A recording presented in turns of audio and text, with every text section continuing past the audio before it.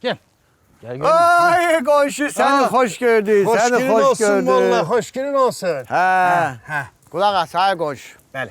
Bu gün kirayənin vaxtı bitir. Eşeği səndən götürürəm. Ne danışırsan valla? Axı biz 3 aylığa danışmışdıq. Hələ üstəlik çıxardıb 5 manat da pul verdim. Yadındadır? Yadımdadır. Həmin o 3 ay tamam olub da. Başa düşdün? Tamam olub. Sənin başına qurban olum ay valla. Axı 1 ay keçir. Kişi, sən düzgün hesablaya bilmirsən. Qulaq as.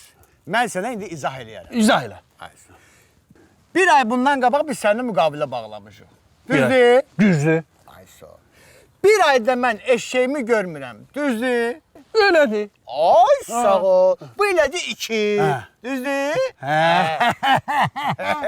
Bəs valla 2-ci nə oldu? İndi onu başa salaram sənə. Başa sal. Ay sağ ol.